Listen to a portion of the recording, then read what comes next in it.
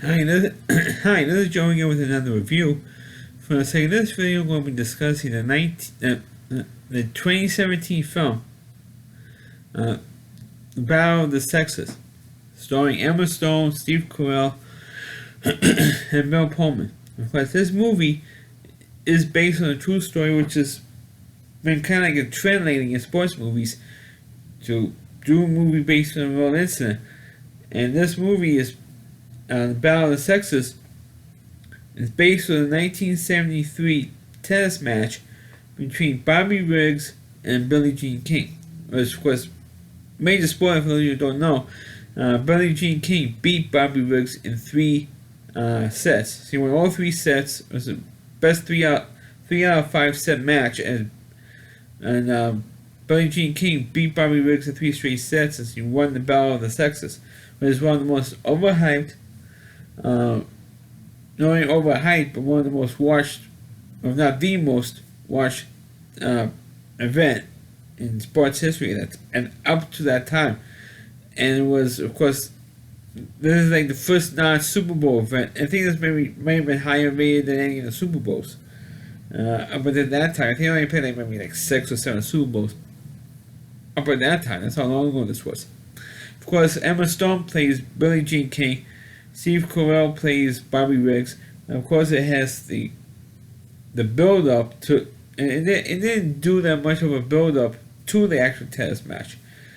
Of course, this movie reminds me a lot of the movie Secretariat, which I previously reviewed, which they was like long and drawn out, and then when they have the actual event, they rush through it just to get the movie within 2 hours, to end the movie within 2 hours. And that's why I felt about Battle of the Sexes, because the whole thing is with this tennis match. Of course, those of you who don't know, but Bobby Riggs was a former tennis player. He won Wimbledon and the U.S. Open at Forest Hill, which was played at that time in Forest Hills, Queens. And the tennis stadium is still there to this day, even though I think since the late 70s or early 80s, it's played now in Flushing Meadow now. But for the last, let's say, almost 40 years now, it's been playing in Flushing Meadow, and now in Forest Hills. Anyway, so Bobby Riggs had a ton of gambling debt, and he wanted to raise money so he could, pay off his gambling debts. And the way he did that was he wanted to challenge a woman tennis player. Well, at that time, the women players at that time, who was led by Billie Jean King, who just won the U.S. Open, they were not getting paid as much as the men were. The men were getting like $15,000 if they won the U.S. Open, and the women were getting like $1,500 for the women's, if they won the women's singles title. And Billie Jean King and some of the women players says, "The hell with this," and they formed their own federation of the women's tennis of the WTA, the Women's Tennis Association, and they were like blackballed for the main tennis federation at that time. It was run by Bill Pullman's character, and he pretty much blackballed because he considers women to be inferior to men in every way, shape, or possible. That they shouldn't get paid the same. And of course, at that time, it was the boom of the sexual revolution. At that time, where women were burning bras and the song "I Ain't Woman Hit Me Raw" and all that type of thing was going on at that time in the early 70s. So Billie Jean King was fighting for equal rights on the tennis court even back then. And now, at least in the U.S. Open, at least in the major tournaments, the women are getting paid the same amount as the men are in the four major tournaments now. And even though it took about like 30, almost 40 years, but now they're getting paid the same now. The men's and the women's singles champs. But not that time. So while all this was going on, Bobby Riggs says, "Hey, I got an idea. To prove that women are so inferior to men, I'm playing the number one women's player in the Battle of the Men versus Women match, a singles match. Could be two best 2 out of 3 or 3 out of 5 sets, whatever, I will beat him. And so he beat, at that time Billie Jean King was the #1 player, and then she plays in either Wimbledon or the U.S. Open, and she lost. And the reason why she lost because she was sick. She had like a flu bug or something, and she was sick, so she wasn't in the best physical condition to beat Margaret Court for the championship. And so now Margaret Court was the #1 player, and Bobby Riggs said, "Okay, I want to play Margaret Court." She accepted the challenge, and she unfortunately lost to Bobby Riggs in 2 sets. So now Bobby Riggs is like bragging, no woman could beat me, and it was like, well, I was thinking really in the early days of trash talking, and that at that time, in 72 going to 73, and then eventually Billie Jean King became the #1 player again, and she challenged to play Bobby Riggs, or Bobby Riggs challenged her to play, and of course they played the match. Of course, at that time there was like a huge amount of pressure on more Billie Jean King than on Bobby Riggs. And of course, all this stuff was going on, and found out that Billie Jean King was developing a lesbian or a gay love affair with her hairdresser at that time. Of course, at that time she was married to a man, and then she developed homosexual feelings for another woman. And of course, it's not a surprise today to find out that, to me it was surprised to find out that Billie Jean King is gay, is a homosexual.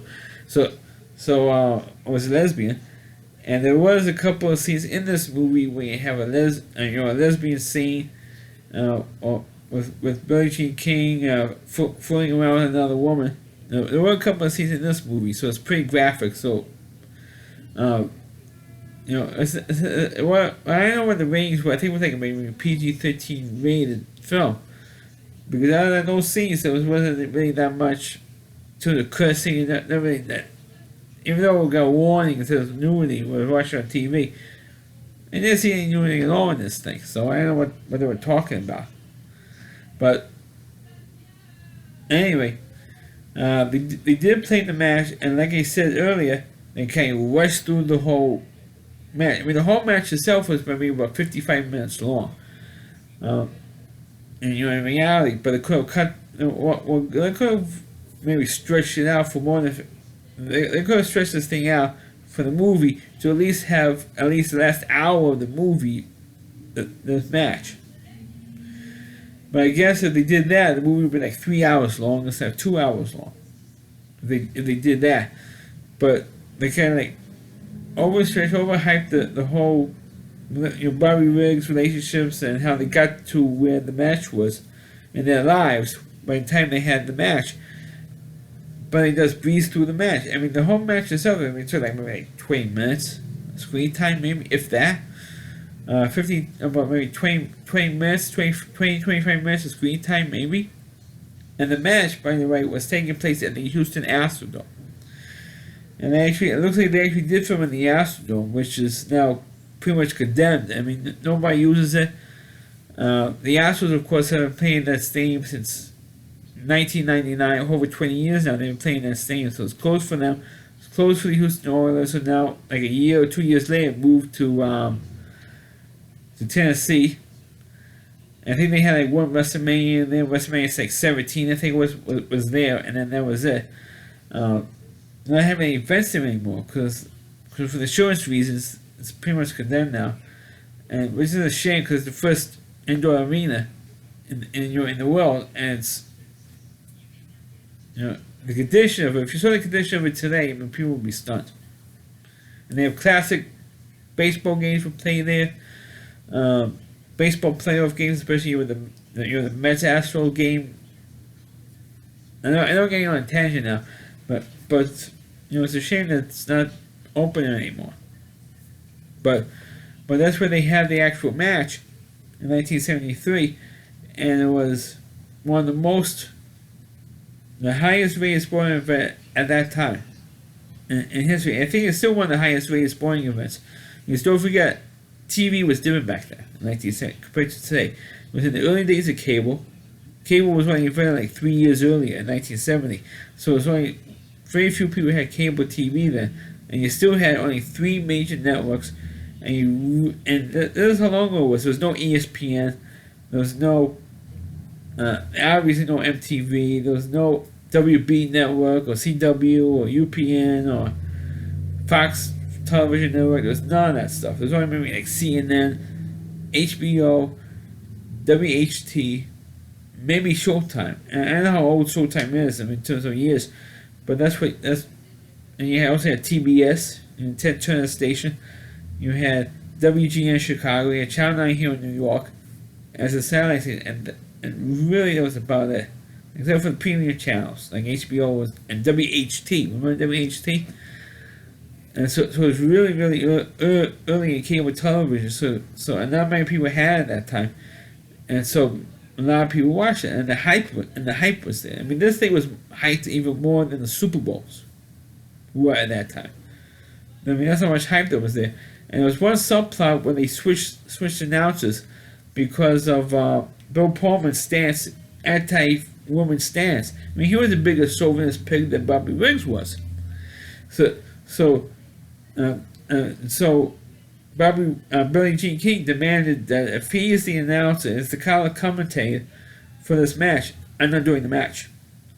And they go like, "Oh, come on, Billie Jean, come on! I mean, you have to grow a thicker, and they keep trying. Look, you gotta grow a thicker skin. You gotta be so sensitive about this guy. We know what he is. Why are you letting this guy bother you so much or distract you?" And he said, "I don't care. I want him out." So they switched announcers. And they kicked him out. They did do an interview with him, of Bill Pullman's character before the match even started. And then you see him, drinking a beer. And says, "Boy, Bobby Riggs is gonna queen Billie Jean," and all that stuff. And it was funny to see what the reaction is that Bill Pullman had when Billie Jean beat Billie Jean. I mean, he was like stunned that she beat him. I think a lot of people were stunned that she beat him. But the only reason why she did, it's not because she was a great tennis player. I mean, she was. But the only reason why she beat him is because she was like 29 years old at the time. I think she was 29 or 30.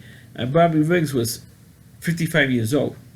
So it was way past his prime. If he was 20 years younger, the results might have been different. To be honest, if it wasn't like nowadays, if you have the top woman playing out, like if you have like Serena Williams play today, playing Martina Navratilova, who's in probably I think she's like in her 60s now. Somebody who's like she's like 35, and I think Martina Navratilova is like 65 or 70 years old now. That type of age disparity. You have someone who's like at least 25, 26 years apart. And so, of course, naturally, Bobby Riggs didn't have the physical skills to beat somebody, to beat Billie Jean, the player Billie Jean was at that time, in 3 sets, who was like at least 26 years younger than he was. And that's what the problem was. I mean, if Bobby Riggs was the same age, within maybe 2 or 3 years apart from Billie Jean, Bobby Riggs might have been Billie Jean as well as Morgan McCoy. But he beat Morgan McCoy in 2 sets, and it wasn't even close. I mean, he was way out of shape. Bobby Riggs was compared to Billie Jean. I mean, she was in better shape. I mean, she was getting over a flu bug. But she was still in better shape than he was.